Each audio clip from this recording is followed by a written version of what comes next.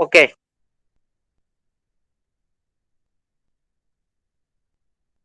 Respected Principal, Mankor College, today's guest of honor and the keynote speaker, Mr. Kaushik Mondal, Senior Software Engineer, Verizon Media, San Francisco Bay Area, California, the United States of America. My dear colleagues of this college and hundreds of student participants on YouTube, I, Amitabh Bandyopadhyay, Head Department of Computer Science, welcome all of you to today's webinar. Through today's webinar, we aim to provide a forum to the industry professionals and students to explore the future directions in the emerging areas of software industry. We strongly believe today's lecture will enlighten the participants with a new insight in those areas.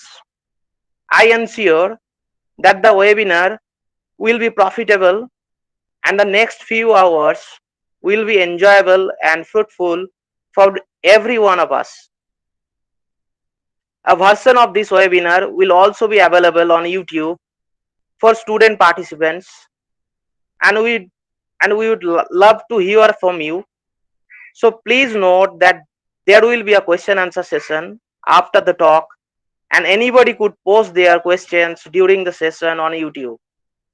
Now, I would like to invite our principal, Professor Dr. Sukant Bhattacharya, to come on for inaugural address, have a few words, and open this session.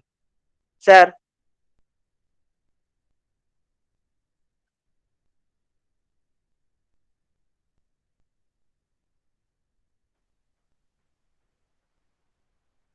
Thank you, Amitabh Bandyopadhyay. And good morning, friends, teachers, participants, and my dear students. I am glad to see that the Department of Computer Science is today organizing an international webinar on recent technology trends in software-related industry. I would like to thank Mr. Kaushik Mondal, USA, for joining this webinar as a keynote speaker.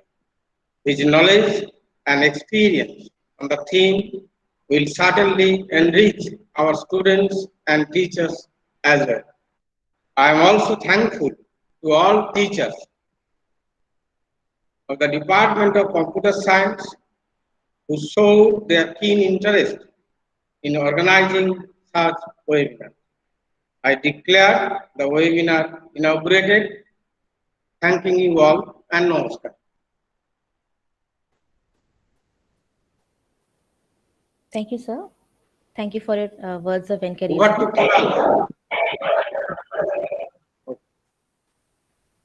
Thank you, sir, for your words of encouragement. It is always a delight to hear from you. And now, as we progress with our event, we have Mr. Kaushik Mondal as the keynote speaker for today.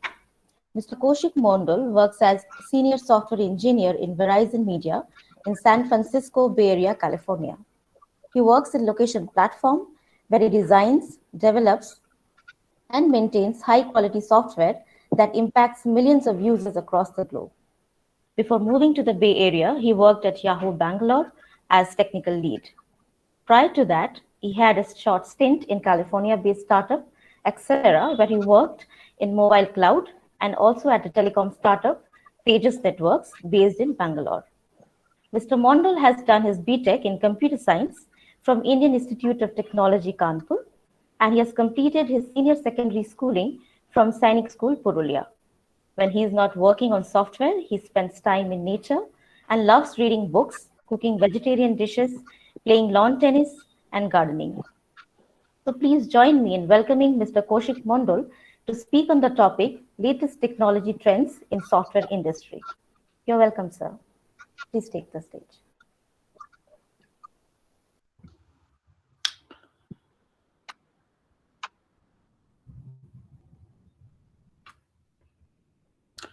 Good morning, everyone.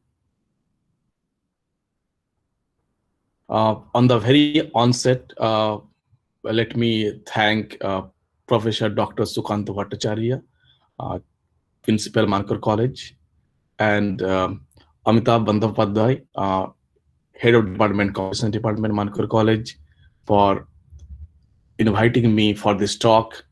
And also thanks to organization committee of the Department of Computer Science for organizing this seminar. And I am also thankful to all the students who has taken out the time to join in this seminar to learn from us. So uh, before I start with my presentation, I would like to say a few things. I basically, when students go and join the classes with their teachers, they basically learn from the teachers from an academic perspective. But this is more of an industry-oriented seminar, and I am a person from industry. I am not academics, so I'll be talking to all the students as uh, more of uh, a somebody who is already in the industry, who knows what's happening in industry, who can see the trends in industry, and who can give you some guidance, some insight about what is happening in industry. Often it happens, the students, when they do the academics in the colleges, they do things more of from an academic point of view, not fully in touch with what's happening in the industry, what is happening in the application level, what needs to be applied. So that gap can always be reduced by organizing more of this kind of seminar with industry people, and I'm sure that will benefit more and more students, computer science students, as they will know how whatever they're learning can be applicable in the industry, and how they can use it, and how they can also tailor their learning, that extra time beside learning the textbook, how they can tailor their learning, to the industry. Okay, with that, I'll start with the topic. Let me present my screen.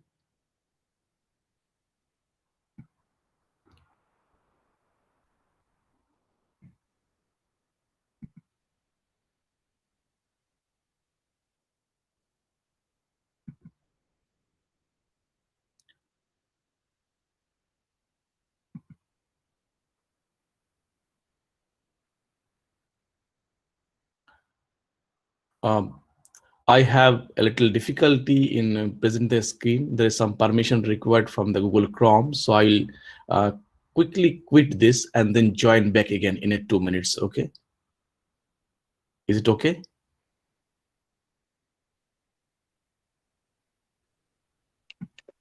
Oh, sure, sure.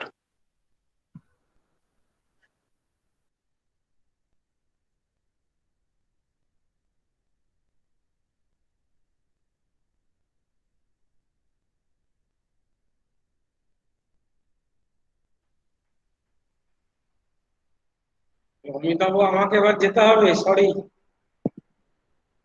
ওকে ওকে, ঠিক লেট আছে। Me quit. Okay okay.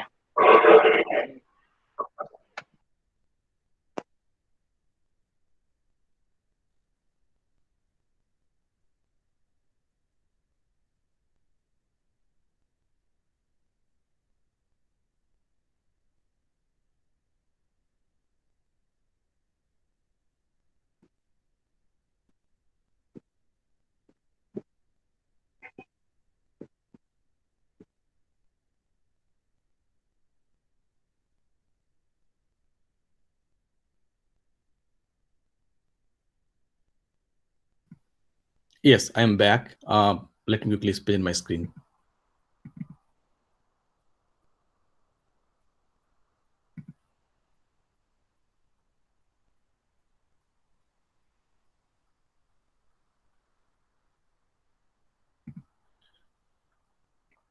Okay, so sorry for the interruption. The reason I need to close the screen mainly because I am presenting from my Apple Mac-top, and in this, there is a rule from the Chrome that you need to.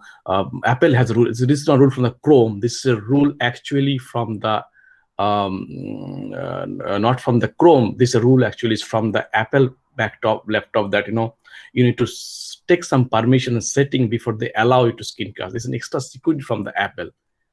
Okay, so that is the reason I need to come out from the Chrome and then do it. Okay, this is just one-time setting. Sorry for this interruption. So I will now let me present my screen now.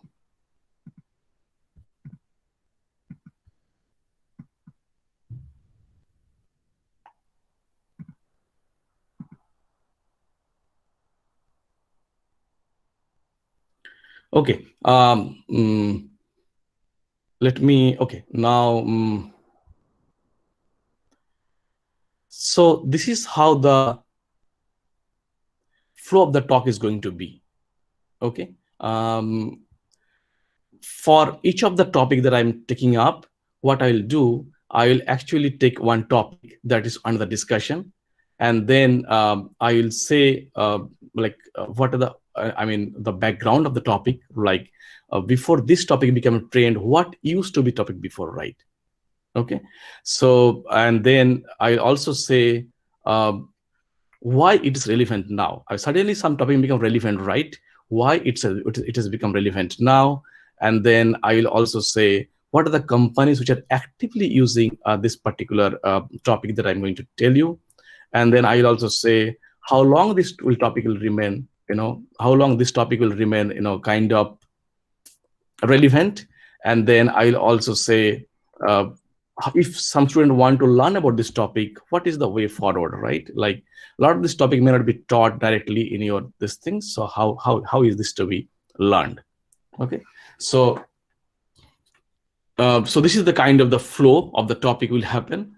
So again, let me tell you that this is not a tutorial session. I'm not going to teach you the topic like a teacher. I am basically going to give an industrial perspective on the topic. Okay, that is the main thing. So just bear with me, and if you have any doubt, or if there is something that disturbs you, or something that you're not able to follow, something that you are not able to understand, it's all right. Just keep a note of it. There'll be question session at the end of the talk, and that time please feel free to ask me any question. Okay. So just so that you can pay attention what I'm talking, and then you can go ahead. Okay. So let me start with the first thing. The first trend that I'm seeing now is called cloud computing. Now, cloud computing is not something too new, but cloud computing has been is one of the current trend. Before I tell you why cloud is going to be trend and cloud is going to remain trend, let's try to spend some more time to understand what is that used to happen before cloud computing started. So what is the traditional approach, right? Whatever the cloud is doing, what is the traditional approach to solve the same problem? So let's take that you want to build some app, right? For example, you want to build a Facebook app, or you want to build a YouTube app using your software technology knowledge, or you want to build a newspaper app, for example, right? So what will you do? How your clients will interact with your app? Typically, clients will use their smartphone or mobile phone, and then they will use their laptop. That is the client, right? And it will talk to a web server that you have deployed, and then the web server will probably talk to an application server where your actual application logic is running, where you've written the actual software code, and then that might talk to a database where the data is stored. So if it's a Facebook kind of social networking software, then database can be where the user data is stored, user posts are stored, user images or photos are stored. If it is a newspaper app, then the database can be storing probably, for example, all the news that you want to display to the user. If it is a video hosting platform like YouTube, then probably the database will be storing all the YouTube videos and and the user data they'll be storing, and then that's the job of the database, right? And the application layer is the one who will be doing the actual job, the actual code of the software that with there, right? Now there are several problems with this approach. First of all, that's if you are going to write this kind of software, you have to this kind of thing, you have to actually buy your own hardware, right? Like you have to buy some machine which can store the database. You have to buy some machines that can run your application logic that can run your web server. Now, when you start building some application, right, you don't know how the application will run in the industry. If it become too popular soon, then your hardware may not be able to handle the load, and it may crash. One possibility. Second possibility is that to mitigate that, you may think that, okay, let me probably buy a very big, let me probably buy a very big box to start with, a lot of power, right? And suppose it takes a lot of time for the application to kick off, or well, it doesn't work in the industry. What will happen that time? You'll be losing money, right? So this is one issue. So when I'm talking about this particular application thing, right, this application machine, basically I'm also talking about the power in terms of its CPU, its memory, and a disk. So what is the computing power of this physical machine that I'm where I'm running my application software? What is how much memory it takes? How much disk it has?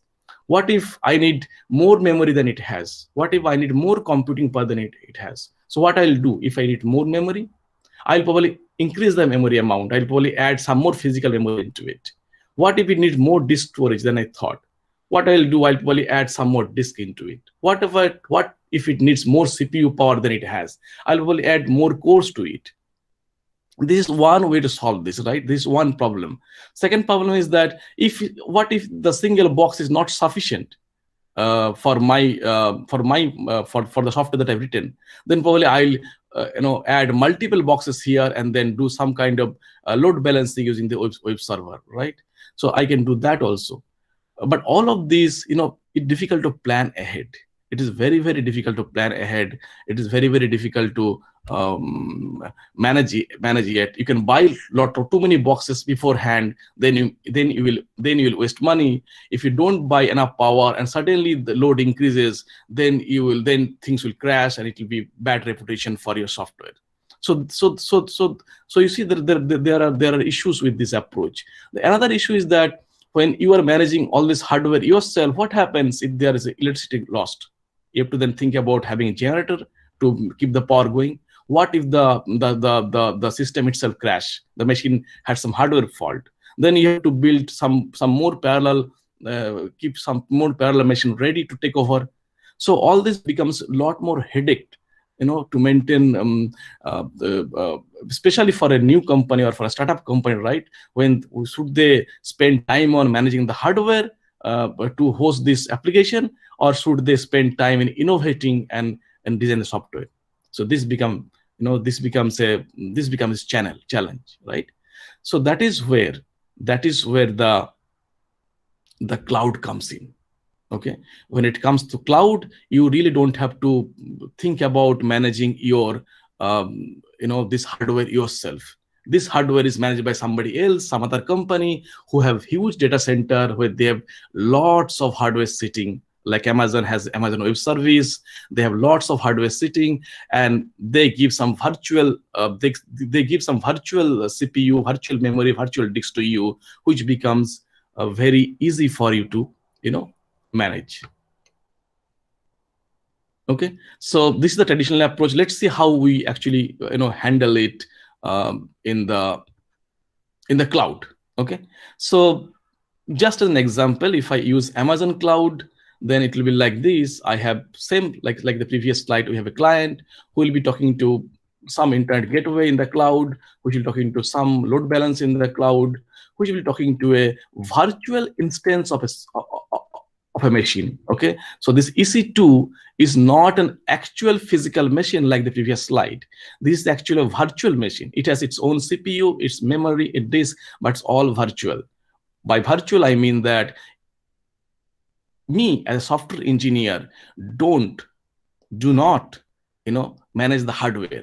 I just get a virtual instance of the software and I just manage that. Okay. Now this EC2 will be talking to an RDS, which is relational database server. This RDS is also a database, again virtualized. I don't have to manage the actual physical database. It is a virtual instance given to me. I'll just manage that. Okay. Now it is possible that I need more EC2 than one. So I can have multiple EC2, with which the application load balancer will balance the load, and they will talk to the database. So, and this, all of this will sitting in this colorful cloud is basically in some kind of virtual cloud. Okay, and we can think about EC2 as a virtual machine with it having its CPUs, memory, or disk. All this behave as usual. Only thing that instead of dealing with a physical machine, physical metal, bare metal machine, you will be dealing with an virtual machine. Okay, this is a virtual machine. You'll be dealing with that. Okay, and we typically call it in the AWS term, or in the cloud compute terms, virtual private cloud. Okay, I am giving an example from AWS because it's the most popular, but similar example exists in Google Compute Platform, GCP, or Azure, Microsoft Azure. Those are the other popular platform for cloud computing. Okay, but you get the main idea, right? Main idea. If you are not able to understand like this terminology, don't bother terminology. I've given terminology written here. You don't have to remember terminology. The main idea is same. Main idea is this: that instead of managing a box, a physical box, you are managing a virtual instance of the box. All right, and this is a very simplified picture. Typically, if I have to design that in industry, I will probably not design that simplified. There'll be much more details involved. But the key idea, the basic idea is same.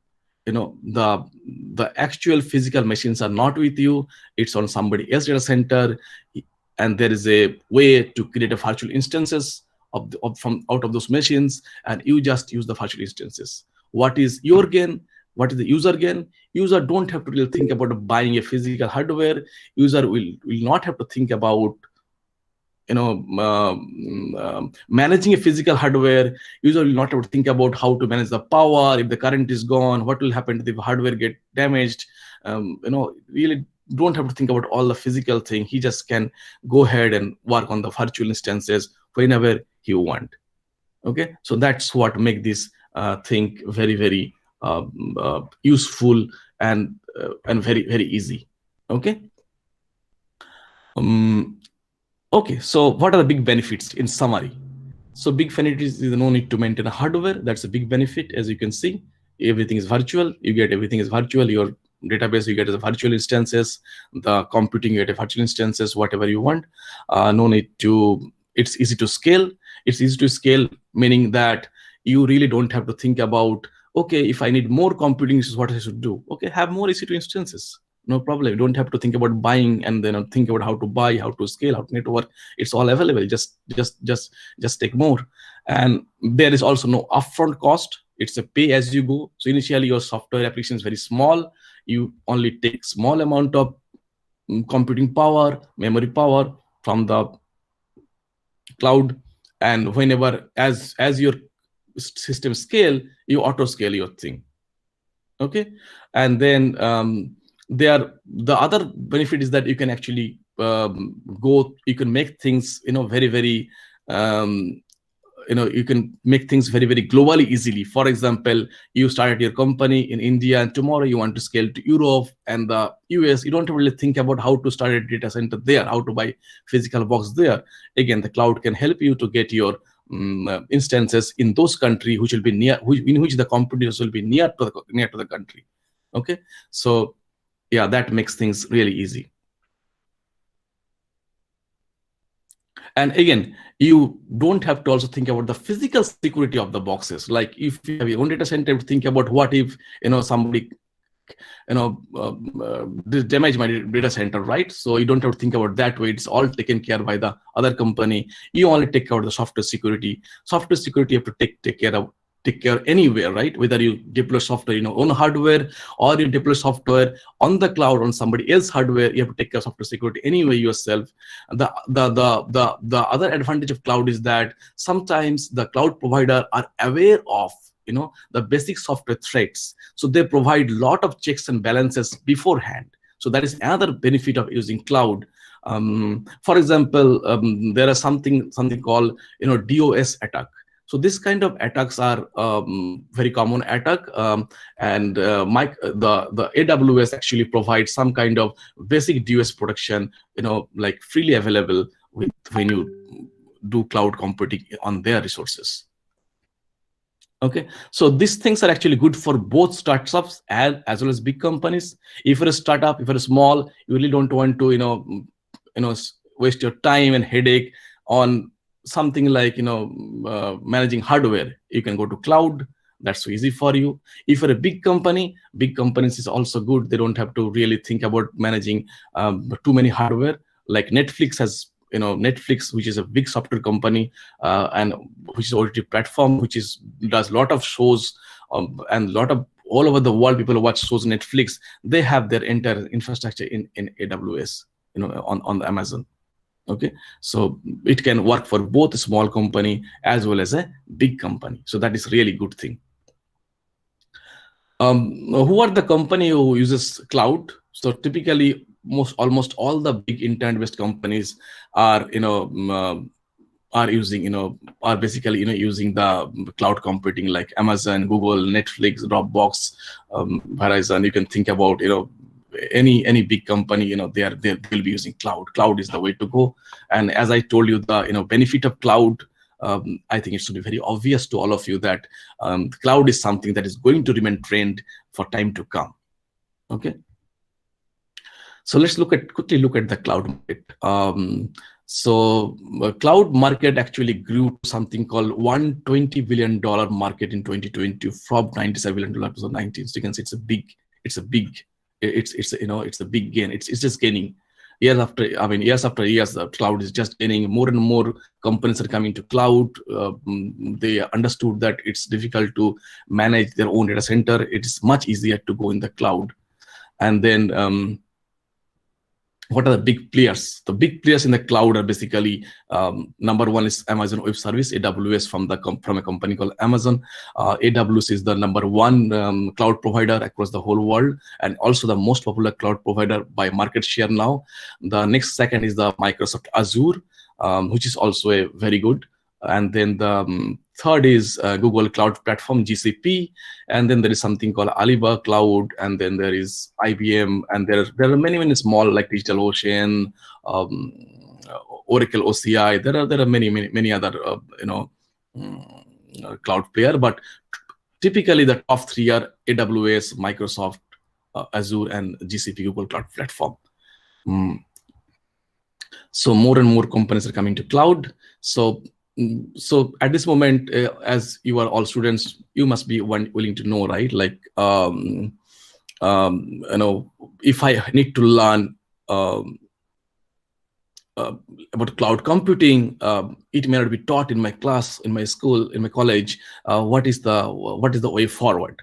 Okay, so I'll just provide a few basic tips to start learning cloud if you're interesting, if the cloud is really enticing you. So one thing as a student, you must want to know, like, how does this virtualization happen, right? Like, how does company, ultimately those companies like Amazon Web Service and Google Compute Platform and Azure, they also have physical data center, a lot of physical hardware machine, right?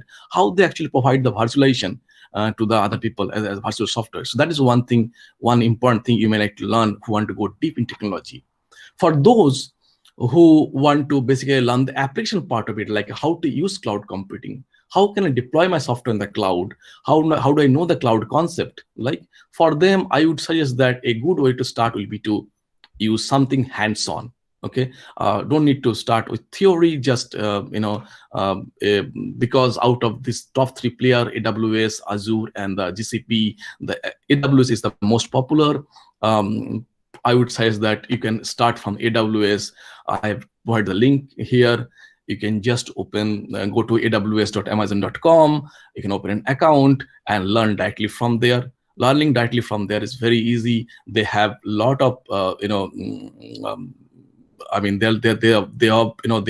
there are a lot of documentation, learning documentation already available in AWS platform. You can directly learn from there. And the good thing about AWS, is that they actually give several of the resources, like virtual resources, like EC2, they give free for an year. I mean, they don't give the huge EC2 instances, but the small one, which is good enough for a student, you can actually go and use it for an year, so completely free. Typically, people buy those resources, companies who want to run their software on cloud. But for a new person who want to just play around, learn, and understand, it's just available, free for an year. So for a student, I think so 1 year is a good amount of time. You can open an account in aws.amazon.com and then learn from their tutorial and the documentation already in that particular website, and then just play around with that and see how it goes. It will be really interesting for you to at least get comfortable with the cloud thing. And when somebody talks to you about in terms of cloud, in terms of EC2, in terms of VPC, RDS, all technology, you will be completely aware of them. Okay, so that concludes the there are many job opportunities in the cloud, and it's only going to increase. As I told you, the amount of way the people are coming to cloud, it's the job opportunity in the cloud is only going to increase. So you can get a job to maintain a cloud infrastructure, like a company has a cloud infrastructure of several EC2 instances, RDS instances. Somebody needs to maintain that, keep it operational, make sure to keep it running, there's no issues. So these are called DevOps engineer. So people can get a role as DevOps engineer. Somebody can go and develop on the cloud. So you basically write your code and deploy your code on the cloud. And there are also opportunities where somebody can go and do an architecture on the cloud. Okay, so like in the traditional system, the architecture is like your own hardware, so you architect in different way. When you go to cloud, you architect completely different way. Okay, you different the cloud. So cloud architects, because you now the game is different, right? So you think that way. You have to think that way in the cloud way. Okay, so aws.amazon.com is the link where you can go open the account and keep learning.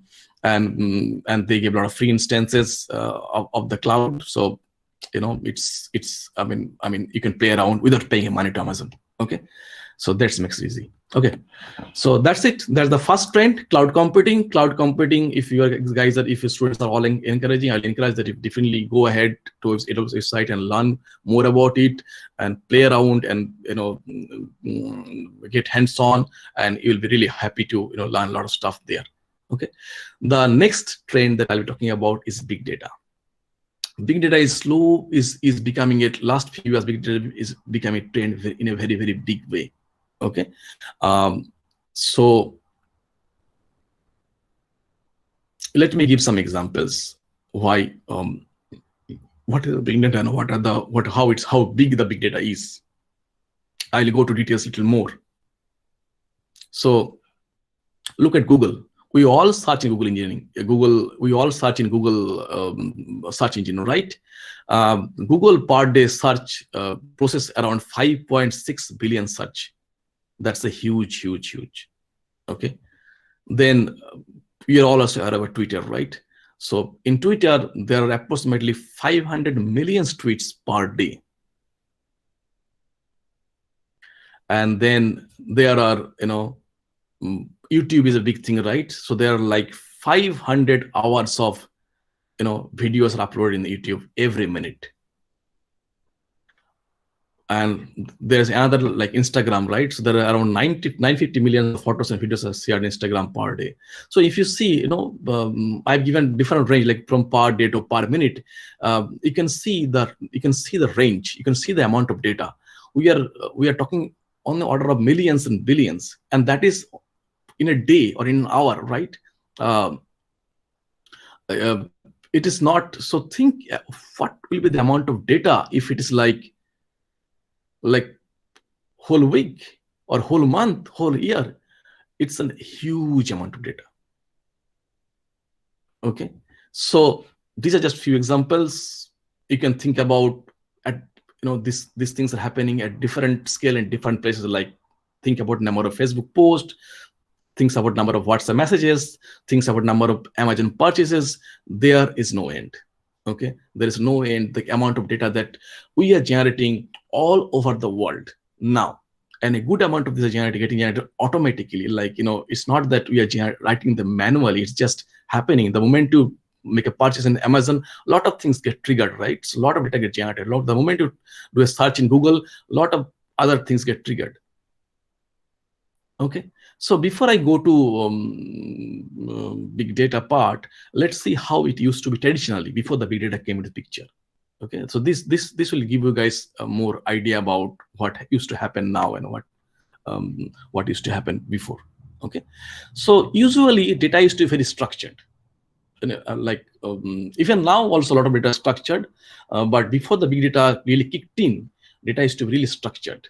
So when data is structured, and data, all of this data used to be entered manually, like in an office, right? In an office, people keep a lot of their data in files, in physical files. Then they thought, okay, it's not good to keep in files. Let me go and keep the same data in database, in software. Those data are very structured data, right? What in which you want to keep, and then somebody entered them manually, right? So these are very easy to manage. They are not like millions and billions of data. Okay, so for this reason, the relational data model was a big hit. Has always been very big hit because of this reason. Okay, because in relational data model you have set of tables with rows and columns, and you go and keep your data there. Okay, it's easy to manage. It's all structure. It's very structured. The relational data model is very structured model. Okay, and in the olden days also, there are only handful of companies like Google who really have big data, but most companies were like it was not, big data was not like, like almost everybody there's big data. It was not like that. Only few were big data. Okay, so from there to now, what new? What makes a big data? I mean, when can you say data is a big data? This can be an interesting point, right? So one thing has happened is that now data is generated a lot more automatically, like from phones, from smartphones, when you're searching, when you're watching a, say, Netflix movie, when you're watching a, say, an YouTube video, so a lot of data gets generated, right? Then similarly from your desktop or laptop, similar from Internet of Things devices, similarly from server logs, lots and lots of data is getting generated now compared to what it used to before. Okay, and this data can be variety, unlike Office file, which used to be only text data. It can be text, it can be images like photos, it can be audios, it can be videos. This data can be variety. This data can also be structured or semi-structured or unstructured. So when I say structured, I mean that all data comes with like similar format. But a Facebook post, for example, is unstructured, right? It can be just text post, or somebody might post text with a photo, or somebody might post text with a video. So it's like all different. So these don't have any structure. So we basically call a data a big data if it has 3 V's. Okay, and now the number of V's has increased. People talk about 5 V's and 7 V's, but 3 core V's still remain the same. So I'll basically tell about those 3 core V's. They are basically volume. So volume basically talks about a huge quantity of data. So a data is big data when the quantity is really huge. And the velocity, which means the velocity basically means speed. So how speed, with what speed the data is produced. With like Google search, so many Google searches, millions of searches in a day, that's a speed. And then variety. Variety basically how diverse the data is. For example, in a Facebook post, the data can be text data can be image data, like somebody posted a photo, or it can be video data, somebody posted video, or it can be a mix of them. So you see, so data is very diverse.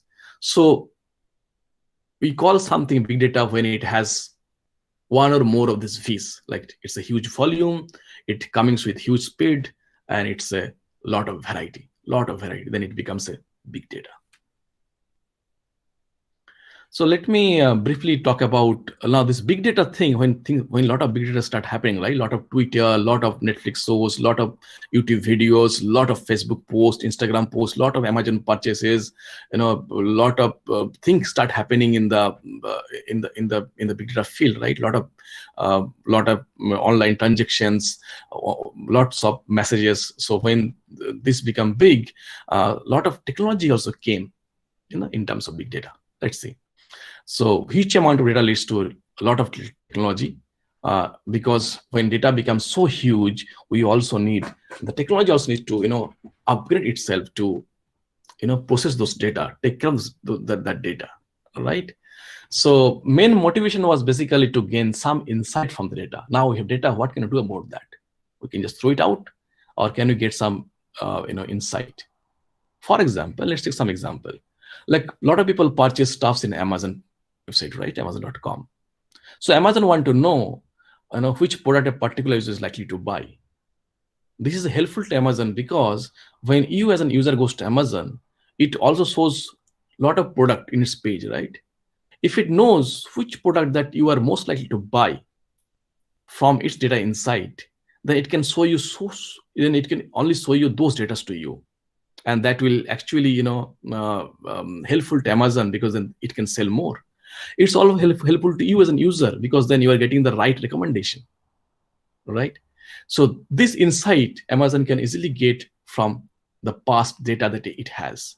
It knows your profile, so it can actually mine your past purchases. It can be aware of what people like you, most people whose profile is similar to you has been purchasing. Then it can also show you similar recommendation. This is just one example, but there can be several such examples. For example, YouTube, when you go to YouTube app or YouTube website, it gives you some videos by default, right? So it also want to promote to you those videos which you are most likely to watch. So then how does YouTube know which videos to promote to you? So these are the insight that you can get from data. So we'll talk about some of the big data technology at the abstract level, because the time is not enough to teach the entire gamut of technology here, and there's a big scape of technologies when it comes to big data, but this will be good enough for many of you. Okay, so one thing that came up with big data is the parallel computing. Okay, the data volume was so high, the rate of data is coming so high, it was not possible to to analyze those data using a few machines. Some kind of parallel computation was required. So parallel computing kicks in. Okay, so on the respect to parallel computing, there's something called big data pipeline comes into the picture. So I'll just touch briefly on what is a big data pipeline. So when data comes to a server and the server want to analyze the data, it can be done two way. One is what we call stream processing. Stream processing means in near real time, I want to know from my data stream if I can find some insight. For example, a lot of people are searching Google now at this moment across the whole world. A lot of people are searching Google. Can Google find out in near real time what are the top trends in the world? Yes, it can. That's in near real time. This is called stream processing. Stream processing means basically the data pipeline is processing the data almost near real time to figure out some insight from the data. Okay, but then there is something called batch processing, where, for example, if Google want to know what has been the top 10 trend in the last 24 hours. So last 24 search is already been done. It is already stored with Google. Google knows who searched what. It's not real time. It has been already done last 24 hours. It can take those 24 hours of data and then figure out from them what were the top 10 searches or top 10 trends among the searches. So this kind of call batch processing. And then another thing that comes with big data technology is the distributed storage. Okay, so basically you want to store same data in multiple copies of same data. Okay, like HDFS is an example of distributed storage. The other thing that also came up with the big data technologies is unstructured data model. So I talked about and all of you who are the student of computer science should be knowing about relational data model, where you manage the structured data in terms of tables in some relations. All right, but big data technology brought a lot of unstructured data, like those Instagram posts or Facebook posts. They don't have any structure as such. There's no much structure, right? So there's too much of unstructured data because of big data thing. So some NoSQL, like SQL is structured query language, we handle the structured data. This just came as an unstructured data. Okay, it's opposed to relational data model. Okay. So yeah, these are the top level lot of technologies that came as a part of big data. If some of you want to learn big data, right? So big data is a very big landscape. It takes a lot of time to learn and grasp this big landscape. But big data is again going to stay. It is only going to stay. It is going to stay for in the industry for a long time, because more and more people are coming to internet. More and more things are happening on the online, because of which more and more big data will happen. Think about, for example, education. 2 years back, so much education was not happening online. Now it's all happening online. So there are so many Zoom classes. Long time back, so many buying was not happening online. Now a lot of buyings are happening on online. A lot of people are buying stuff on Amazon, Flipkart, and other stores, Walmart. They're all buying online. So a lot of buying happening online. Okay, so this is this is also because of which the big data is going to stay. So if some commerce student want to learn big data, I'll just give some small guidance to start with. So one thing, you can start with Apache Spark. So there are a lot of big data technologies. There is no end to the numbers landscape they can talk about here. But Apache Spark is very popular in the industry. So it can be one good thing to start. Okay, you can learn with Python or Scala, but I'll recommend with Python, because the Scala is actually very tough to learn. Okay, so this is one thing, and then Spark is really fast. Okay, you can go to this website, spark.apache.org. Spark is open source. It's something that's really easy to learn. Okay, so that's big data. As a consequence of big data, something that became a trend is machine learning. Okay, it came as a trend out of big data. I mean, big data played a very big role in making machine learning a trend, a latest trend, a current trend. So let me, before I go to machine learning and explain to you, let me tell you a little bit about what is to be the traditional approach to problem solving in the computer science industry. The traditional approach is more like this. You have some input, okay, and you want some output. And what you do, you basically design some algorithm to solve it, right?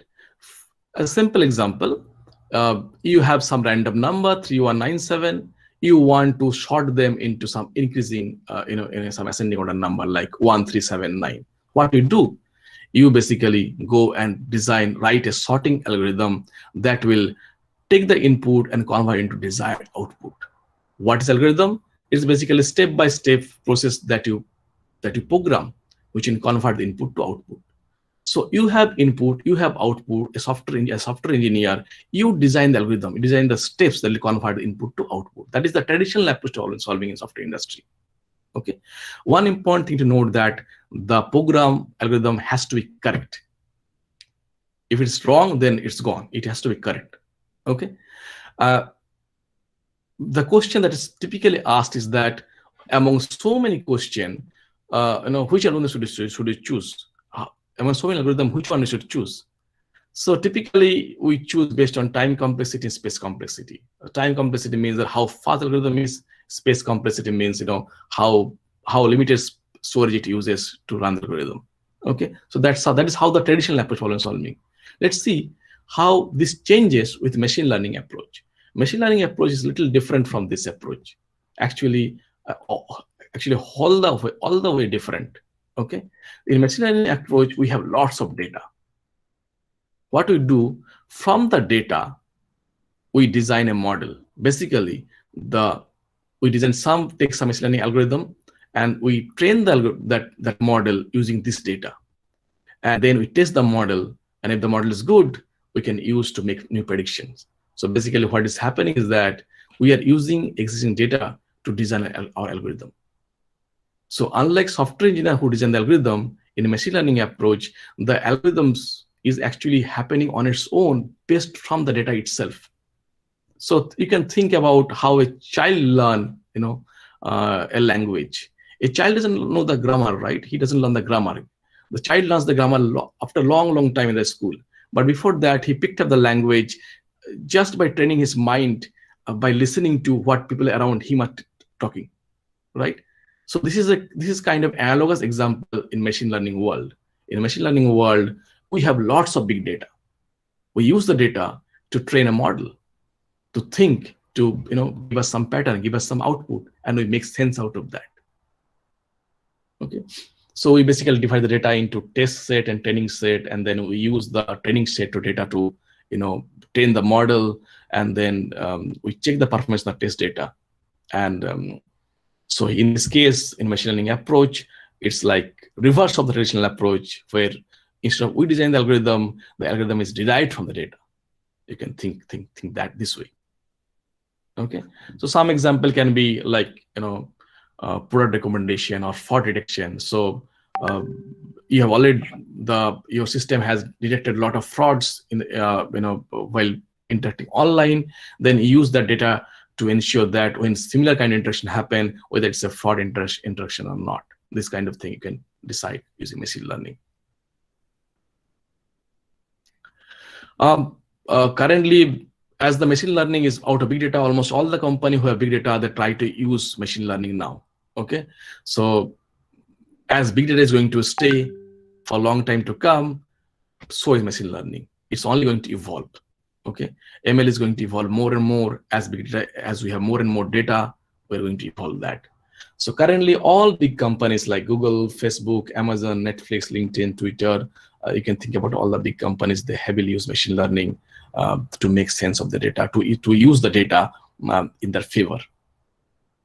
And why not? For example, if you have data and then that gives you power, right? That gives knowledge about your customers, your clients, and you can use that to your advantage. For example, think that you have multiple products to sell in your website, and if you need to promote a few of them, whom should promote? You will promote the one which is more popular. But how will you find out which is more popular? You will find out from the data, right? Because you have the data with you. There are several popular roles in this field. People who are interested in machine learning.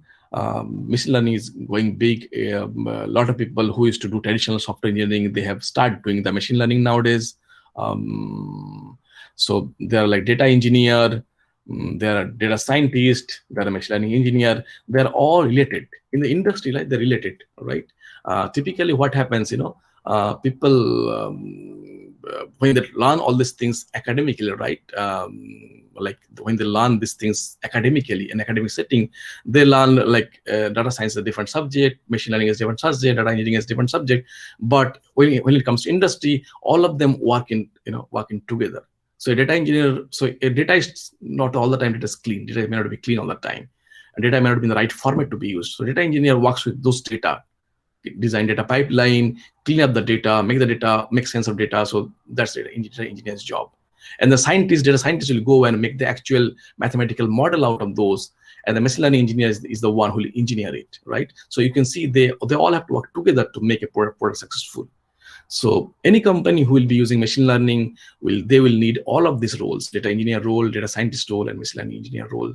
And typically, depending upon a student acumen, he can take up any of this role. I mean, do you like to play more with data and design data pipeline and understand data more?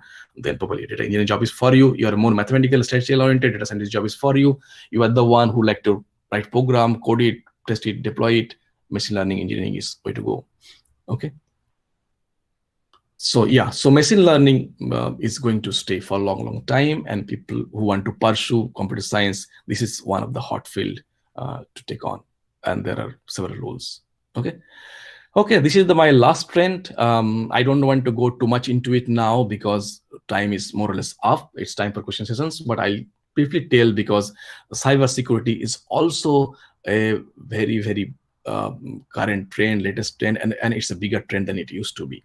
Okay, so I just will touch about this now. Um, why it becomes so important, right? So in the olden days, mostly people things were in physical thing, right? Like physical cash, physical gold. So there was a requirement of physical security. Now all of this, now there are more asset digitally. Like people have a lot of digital asset, right? In terms of money in digital format, the assets in digital format, documentations in digital format, a lot of stuffs in digital format, right? A lot of assets in digital format. So as the world goes more digital, there are assets have become digital, so the cyber security will come. So when assets are a lot more physical, there were threat in the physical asset. There are people, the bad element in society who want to, capture those physical assets. Now that these assets are becoming more and more digital, so those bad elements will start happening, in the digital world. So now there's more hacking. There are various versions of hacking, and people who want to, take your password, hack your online account, hack your, Facebook page, hack your Instagram page, has your banking account. Sometimes they can even take control of your laptop and then, charge you some money to get it freed. So a lot of things. Okay. So you can see cyber security has become more and more important as more people have gone to, online. This has become more important in the computer science software industry because now a lot of things are happening online. So the software industry also has to put its asset. It has to put its server, put its memory, put its databases. Otherwise, things will get leaked, and it's bad. It's bad for the company's reputation. So what used to be before and what is now, one important thing just now is that when the online security was not that big, people were thinking not security from day one. When you were designing system, we will not think of security from the day one. We'll think of security later, okay, if there's some issue. But now, when you are designing system, we are thinking about security from day one. We want to think from day one the system is really, really secure. Okay, so if somebody want to follow a cyber security thing, they need to be good in system and networking. Ultimately, it's about putting the the networking assets and the system assets. So they really have to be good in this. Okay. So with this, I will pause here. I think it's already time for questions session. I'll stop talking and probably ask, see what questions the student community or whoever participated has, and if I can help answering them.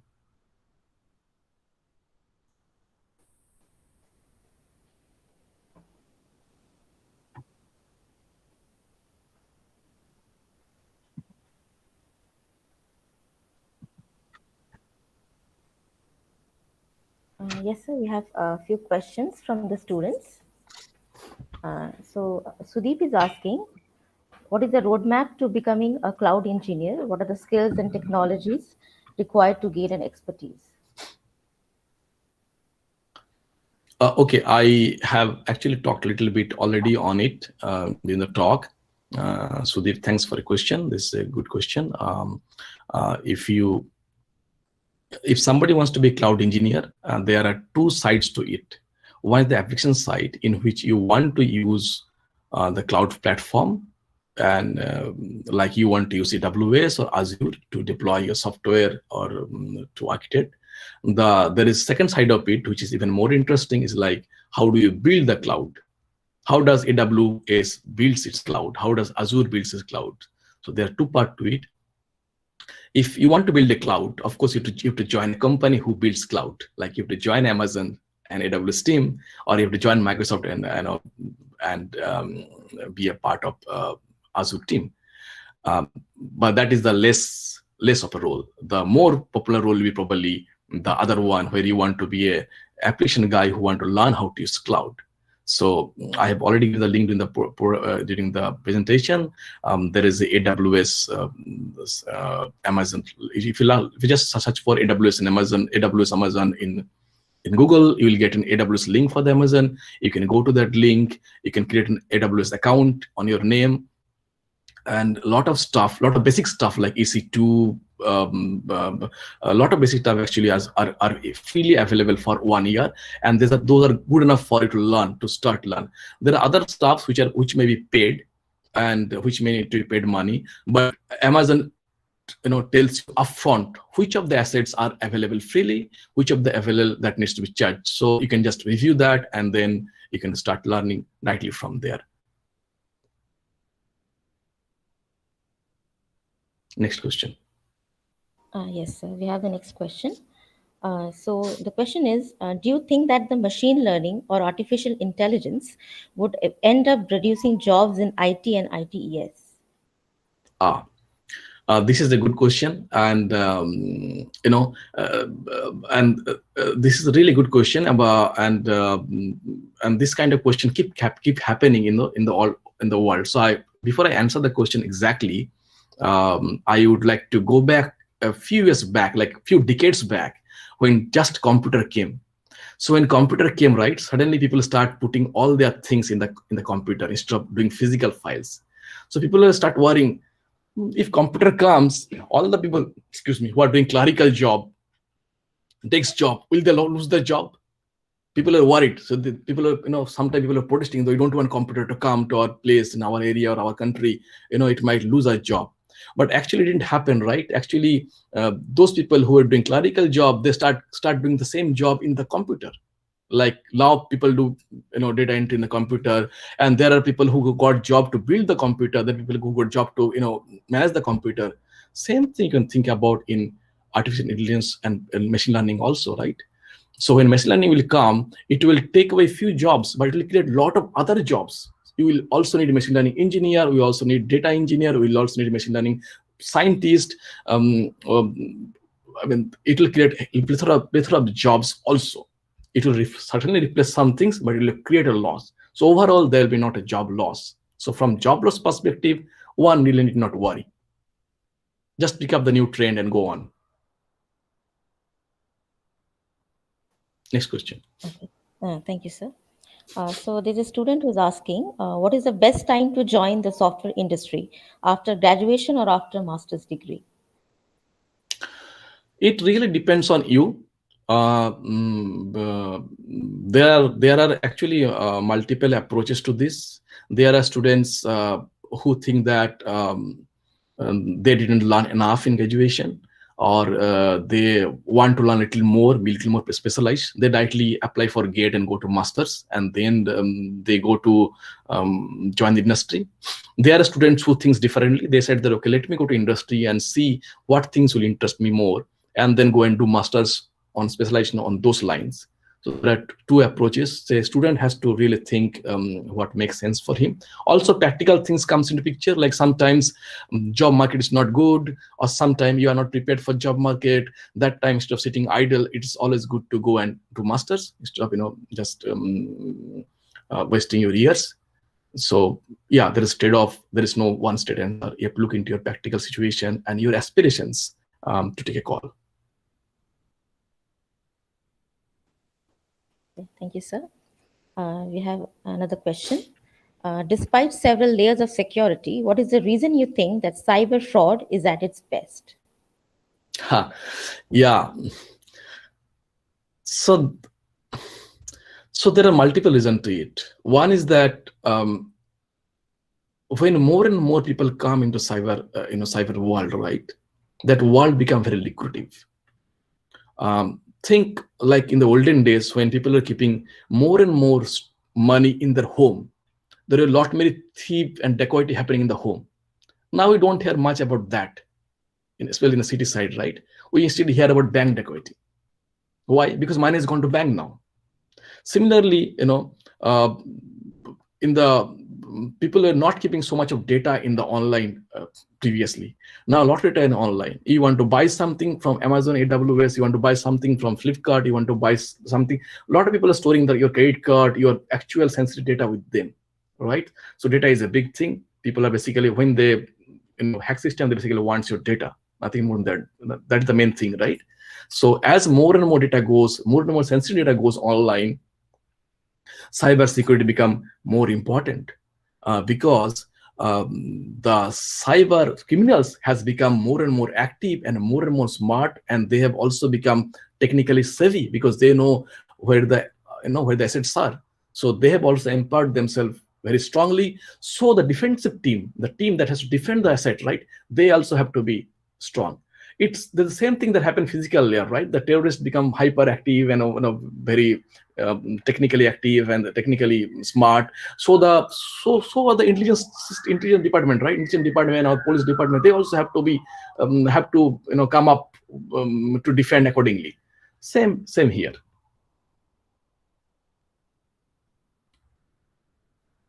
Okay, so for the next question we have, how can one become an ethical hacker?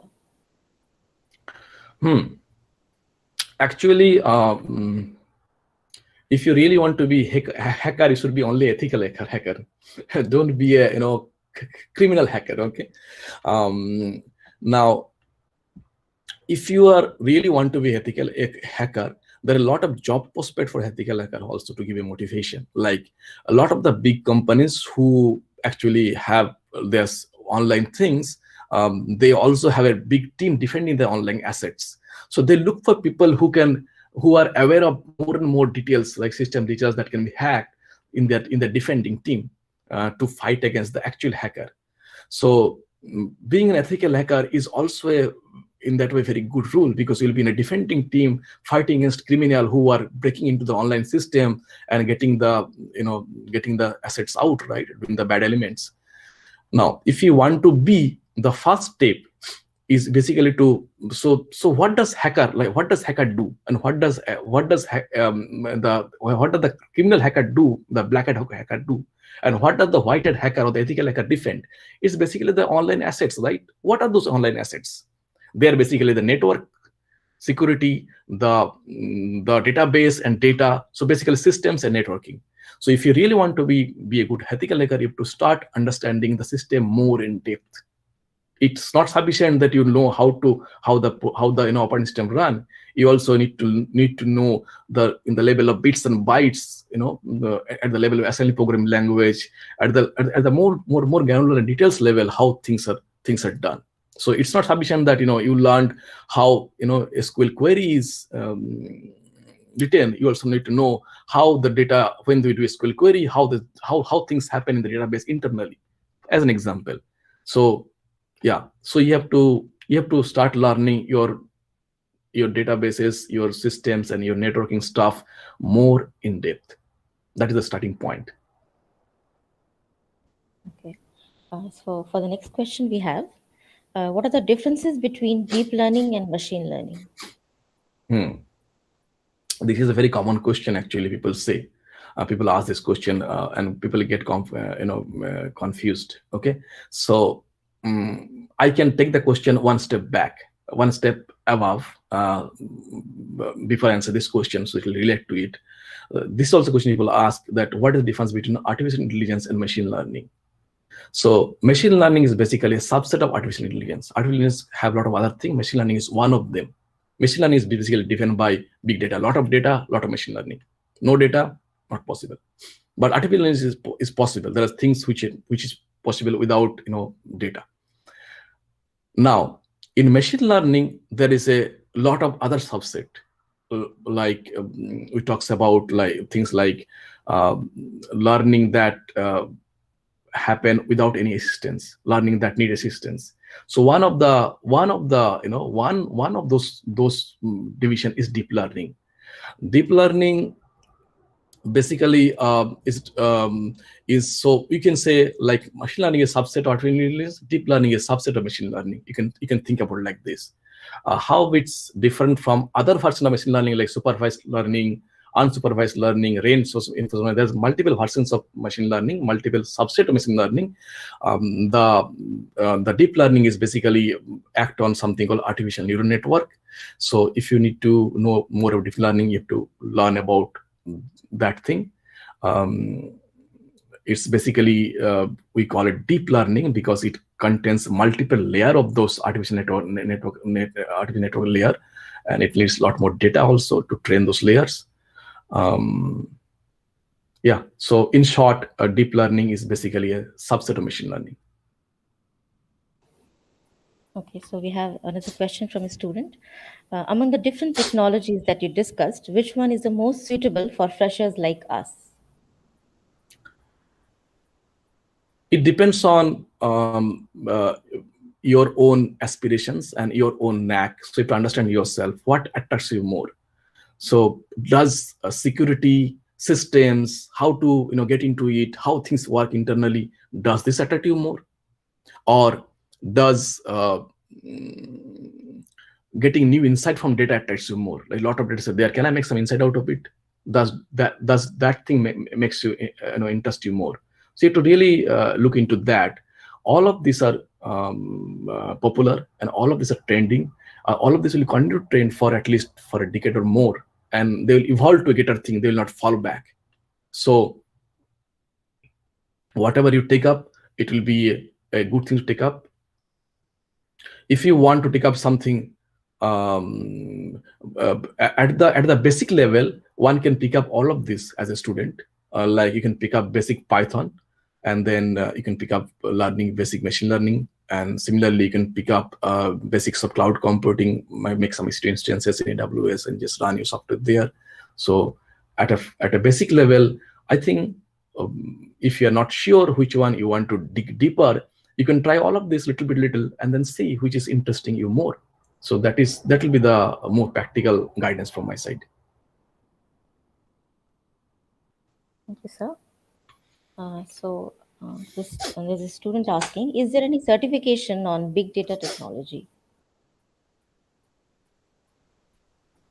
There may be certification. I am aware of cloud certification given by AWS and others. I am not really aware of any certification if provided by the big data. I am not sure actually. I'm not aware of any certification in the big data field as such. At least when we hire engineers for this in the industry, I have not seen any certification so far. So there's a question. How can a software developer secure his software on cloud since he's using the hardware provided by somebody else? Okay. So basically, you have to separate these two concepts, hardware and software. One is the hardware security, and one is the software security. Even if it's your own hardware, software system somebody can still hack it. So hardware is still with you. You're running your own software job. Somebody can still hack into your server and steal data from you. So software security and hardware security are actually are two different things. Now, when the hardware is sitting in somebody else's data center, like Amazon's AWS data center, the hardware part they take care. They ensure that hardware is always available. They have their own way to guard the hardware. You don't have to think about that. But you still have to think about your data, your software. Similarly, as you will do in your own hardware. If you had your own hardware, own data center, you have to think about how to secure a software system. It's a similar thing. Only thing that might bother you or bother somebody initially in the cloud is that what if the same guy on whose hardware I'm running software, what if the same guy take things? Okay, so that is what comes with conditions from AWS and other providers, that they make it very clear, right? They make it very clear that they actually do something called security boundary, in which they say up to what level is their responsibility and beyond what level is your responsibility. They do a very clear demarcation. So okay, hardware asset, they will take care. Beyond that, this part of software asset, I have to take care. They will not touch it. They will not listen to it. They will not look into it. For example, I can store my data in an Amazon RDS database. They will not look into my data, but they will manage the database, the actual database. I don't have to patch it. I don't have to upgrade it. They will take care of all of this, which will save my headache. But they will not take care of protecting the data if some online guy from internet attack my database and take the data out. That I have to protect myself. Yes, next question. Okay, so we have a question. What is the role of data structure in cloud computing, if any? Okay. Data structure and cloud computing are actually two different things. So whenever you write a program, basically program is nothing but a set of instructions that you write, that you code. When you write the program, you use some data structures to store your data, to organize your data. That is the basically role of the data structure. So like you may use a hash table to store your data. Um, you may use a heap to store your data. You may use a binary tree to store your data. You may store a red black tree to store your data. Those are data structure. The cloud computing is more about where you actually deploy your software. Are you deploying in a physical service, physical boxes, or are you deploying in somebody's data center provided on their virtual instances? So they are two different things. Your program, which will have data structures, can be deployed in a physical box, in a local box, like in your own laptop, or it can store in a EC2 instance in Amazon Web Service. The same program you can put in two different places. Program will have same data structure. So these two are two different things. Okay, so maybe most probably the last question that we have for today, which is the best uh, computer programming language for the present time? So one thing in the industry, typically in a software industry, the hiring doesn't happen by your computer programming, the programming language knowledge. Okay, it happens by your programming skills knowledge. Skills like, can you design an algorithm? Can you design data structure? Can you solve a problem? These are things. Can you design a system? These are things that we actually look for when we hire people in the computer industry. We really don't look for a specific language knowledge. Once you know one particular language very well, any other language is very easy to pick up. In the industry, it is expected as you become more and more senior that you can pick up any language at any time. Like in my experience, I have put it in C language, C++ language, Python language, Scala language, Java language.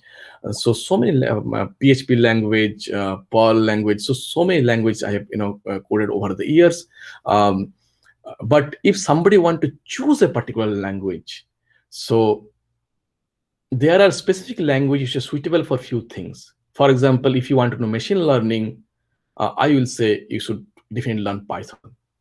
But if you are new to software engineering, new to computer science, you want to pick just one language, then probably it should be C, because C is very close to hardware, very close to operating system. You learn a lot more by learning C. If you want to know object-oriented language, learn to pick one object-oriented language, probably Java is a good choice to start. So it depends on what is aspirations. If you just want one answer at the current time, Python is probably one language that you can start with.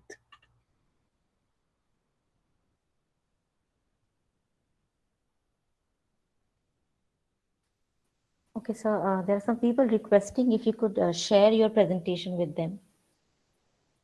If you, Yeah, definitely. Yeah, definitely. I can send the presentation to the organization committee, and then they can share with whoever they want. Okay. Thank you very much, sir. Here comes the end to our question answer session. Thank you. Thank you, everyone, for joining. Thanks for all the good questions, and thanks for patient hearing. Hopefully, it is helpful to all of you. Thanks again to entire Mankor College, principal, HOD Computer Department, and the entire organization team, and all the students for joining it. Thank you, everyone. As we have come to the end of our webinar today, it is my honor and privilege to give a vote of thanks to everyone who helped make this webinar happen. First and foremost, I would like to thank God for His immense grace and mercy upon us, and giving us this privilege to learn and grow even as the world is reeling under the devastating impact of a pandemic. I would like to thank the principal of Mankar College, Dr. Shukanto Bhattacharya, for giving us the opportunity and letting us use this platform to conduct and be a part of such an informative event. I would like to express my gratitude to our keynote speaker for today, Mr. Kaushik Mondal, for gracing this event with his esteemed presence in spite of his busy schedule. Thank you, sir, for sharing your knowledge and insight with our students and participants of the webinar. A special thanks to Professor Amitav Bandyopadhyay, the HOD of Computer Science Department and the convener of this webinar, and Professor Kunal Kumar Mondol, the organizing secretary, for the relentless effort in making this webinar a success. I must also thank the organizing team and all the volunteers who worked very hard behind the curtains for this event. And thank you to all the students and participants for your active participation, because this webinar would not be possible without your support.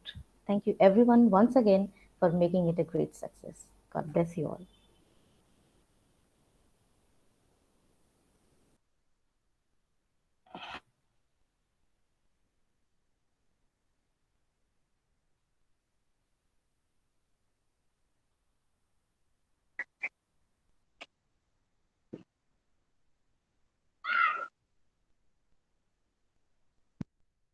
Thank you, everybody.